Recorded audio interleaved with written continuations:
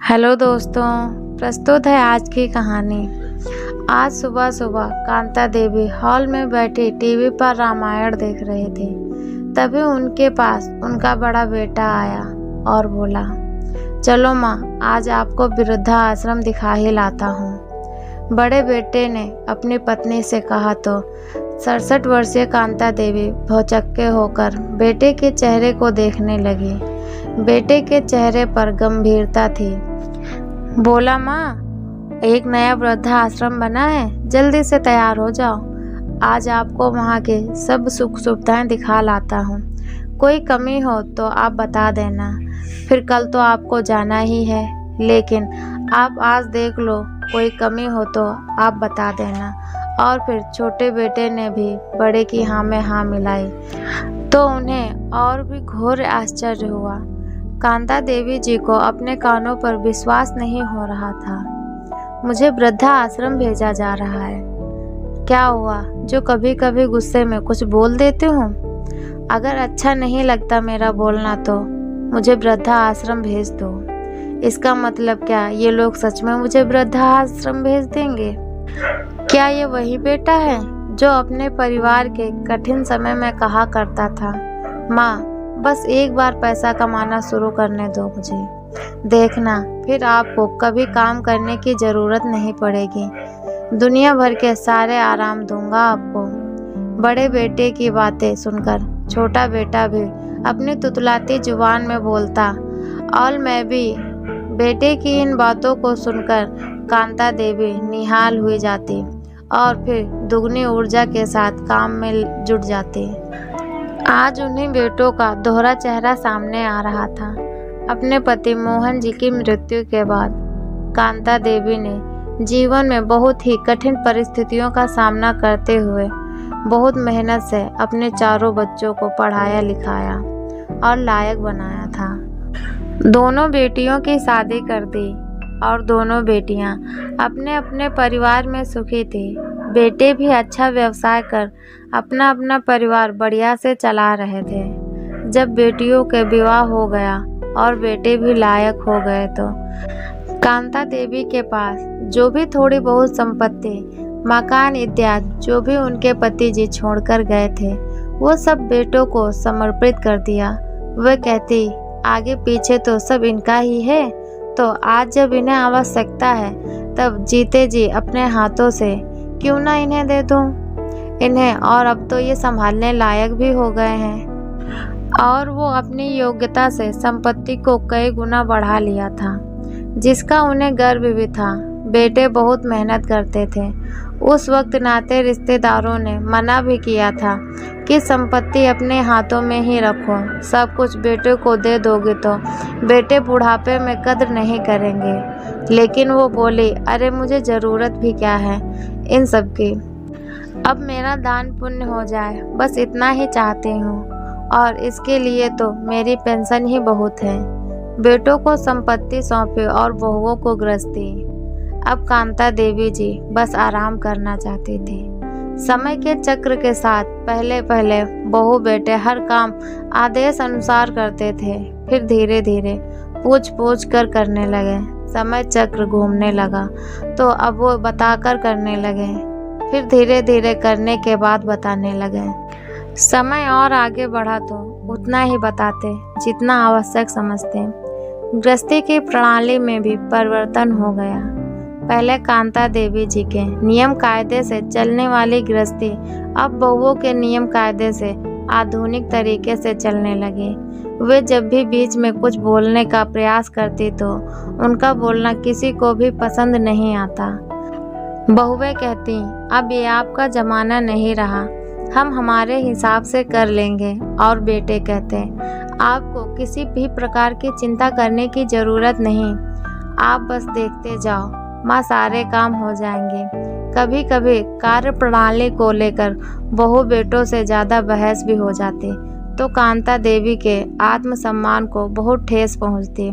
बहुत गुस्सा आता उन्हें और कई बार गुस्से में वह कह बैठती, मेरी नहीं सुनना तो मुझे किसी वृद्धा आश्रम में क्यों नहीं छोड़ाते। इतना समर्थन तो रखती हूँ कि अपनी पेंशन से वृद्धा आश्रम में रहने का खर्च तो चला ही लूँगी। और फिर सन्नाटा छा जाता। क्या मेरे बेटों ने मेरे कहे शब्द को सही मान लिया? आज बेटे के मुंह से वृद्धा आश्रम की बात सुनी तो हृदय तार तार हो गया। नाते रिश्तेदारों की कई बातें याद आ रही थी तो कभी हृदय स्वयं की परवरिश पर प्रश्न चिन्ह लगा रहा था। बेटे ने पूछा, माँ चलें? छोटा बेटा बोला, मैं भी चलूँगा भैया आप दोनों के साथ। कठिन परिस्थितियों से गुजरकर चट्टान की तरह मजबूत हुई कांता देवी अपने आंसुओं को चश्मे में ही समेटते हुए कार में जाकर बैठ गई और दोनों बेटे भी आ गए। कार में बिल्कुल शांति थी, लेकिन कांता देवी के हृदय में तूफान मचा था। आंसुओं को रोक अपने आप को संयत कर कांता देवी ने ही खामोशी तोड़ी और दोनों बेटों से पूछा, तुम दोनों ने ये निर्णय सोच समझ कर लिया है ना? क्या ये सही लग रहा है तुम्हें? छोटा बेटा चुप था, पर बड़ा बोला, इसमें गलत भी क्या है माँ? कांता देवी बोली, समाज और आसपास के लोग क्या सोचेंगे? उदाहरण ही प्रस्तुत होगा माँ समाज के सामने। अब छोटा बेटा बोला, ऐसा उदाहरण? कांता जी सोचने लगी और गाड़ी में फिर से शांति छा गई। उनकी आंखें फिर से बरसने लगी। शहर से थोड़ा बाहर निकलकर गाड़ी रुक गई। एक आश्रम के आगे नई बिल्डिंग दिख रही थी। जोर शोर से काम चल रहा था। बगीचे में तरह तरह के फूल खिल रहे थे। एक प्रतिमा भी लगी थी किसी की, जो कि कपड़े से ढकी हुई थी। तीनों को देखकर एक व्यक्ति लपक कर आया तो बेटे ने परिचय करवाया कि ये यहाँ के मैनेजर हैं और फिर उससे कहा कि ये माता जी हैं, आप इन्हें आश्रम विजिट करवा दें, सारी सुख सुविधाओं के बारे में बता दीजिए। मैनेजर कांता देवी को लेकर आश्रम घुमाने लगा और सारी सुख सुविधाओं के बारे में बताने लगा। साथ ही उसने यह भी बताया कि बुजुर्गों को अपने दैनिक उपयोग की वस्तुएं जैसे कपड़े इत्यादि भी लाने की ज़रूरत नहीं है, यह सब यहीं पर मिलेगा। इसके अलावा यदि किसी बुजुर्ग को इन सुविधाओं के अलावा भी कोई सुविधा लगेगी तो वो अलग से मुहैया करवा दी जाएगी। सारे इंतजाम बहुत अच्छे हैं। नियति को ईश्वरीय आदेश समझकर स्वीकार करने की अद्भुत क्षमता थी कांता देवी में। अब वो इस आश्रम में ही रहने का मन बनाने लगे। मैनेजर के साथ आश्रम घूमकर आई तो देखा दोनों बेटे आश्रम के ऑफिस में बैठकर कुछ लोगों से चर्चा कर रहे थे। कांता देवी को देखकर बेटे ने पूछा, कुछ कमी तो नहीं है माँ? कमी हो तो बता दो, पूरी कर देंगे। अगर आपको अपने हिसाब से कुछ करवाना है तो बता दें। कांता देवी ने नामे सिर हिलाया। बोल नहीं फूटे उनके मुंह से और आंखें फिर से नम हो गईं, परंतु उन्होंने नमी को चश्मे से बाहर आने नहीं दिया। एक आदमी ने मैनेजर को आकर जानकारी दी कि बोर्ड 2 घंटे में आ जाएगा और शाम तक फिट हो जाएगा। मुख्य द्वार पर बेटा बोला, ठीक है मैनेजर साहब, आश्रम में रहने वाले सभी बुजुर्ग कल से ही आएंगे तो हम भी कल ही आते हैं माताजी को लेकर। मैनेजर बोला, जी 12 बजे तक आ जाइएगा। 12:30 बजे पर उद्घाटन है। तीनों घर को लौट गए। रास्ते भर शांति छाई रही। कांता देवी जी अपने कमरे में जाकर लेट गईं और अपने नए जीवन के लिए मन को बहुत समझाने का प्रयास करने लगी। रात का खाना भी जैसे तैसे गले से नीचे उतारा।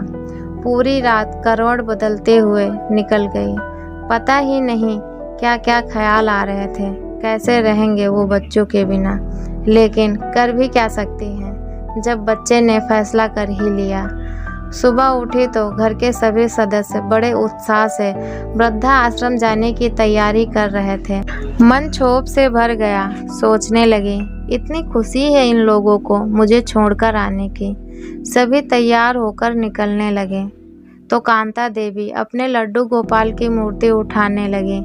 ये देखते ही बेटा बोला, नहीं माँ, घर के लड्डू गोपाल आश्रम में नहीं जाएंगे, वहाँ पहले से ही मंदिर बना हुआ है।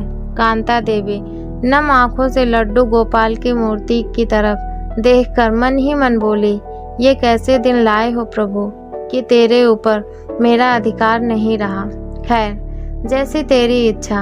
उन्होंने प्रणाम किया और चुपचाप कार में जाकर बैठ गई। पूरा परिवार बड़ी गाड़ी में बैठकर रवाना हो गया। सभी चहक रहे थे। कांता देवी जी खामोश थी और सिर झुकाकर बैठी थी। बेटे की आवाज़ आई, उतरो माँ, आश्रम आ गया। वे गाड़ी से उतर ही रहे थे कि 2 गाड़ियाँ और आकर रुकी। देखा उन्होंने तो दोनों बेटियों की गाड़ियाँ थी। लो, इन दोनों को भी बुला लिया।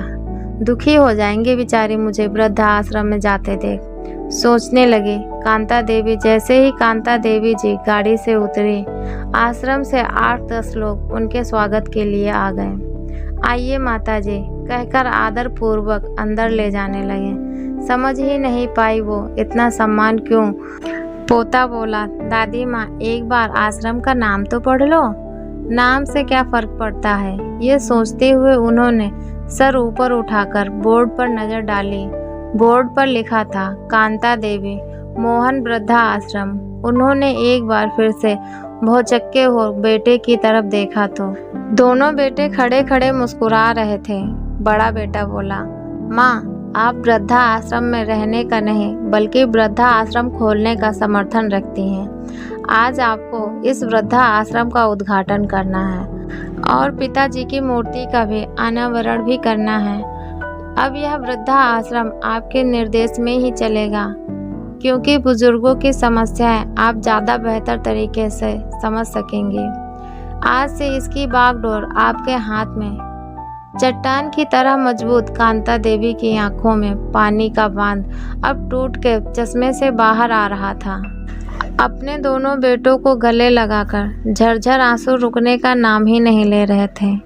अपने लड्डू गोपाल के आश्रम न आने की मर्जी भी समझ में आ रहे थे। दोनों बेटियां दूर खड़ी आंखों में पानी लिए मुस्कुरा रहे थे। दोनों बेटे बोले, माँ हम आपकी विपदा समझ रहे थे, लेकिन हम आपको सरप्राइज देना चाहते थे। अगर पहले बता देते तो ये खुशी हम कैसे देख पाते माँ। और माँ आपने ये कैसे सोच लिया हम आपको आश्रम छोड़कर आएंगे। आप तो हमारी ताकत हैं और हमारे घर की शान हैं। कांता देवी ने आश्रम का उद्घाटन किया और अपने दोनों बेटों को बहुत देर तक आशीर्वाद दिया और ऊपर वाले को धन्यवाद किया जो उनको इतना प्यारा और सम्मान करने वाला बेटा दिया। तो दोस्तों कैसी लगी ये मेरी कहानी? अगर अच्छी लगी है तो प्लीज़ वीडियो को लाइक करें, शेयर करें और हमारे चैनल पर नए हैं तो हमारे चैनल को सब्सक्राइब करें। कैसा लगा बेटा का सरप्राइज़ कमेंट बॉक्स में लिखकर हमें ज़रूर बताएं। वीडियो पूरा देखने के लिए आपका बहुत बहुत धन्यवाद।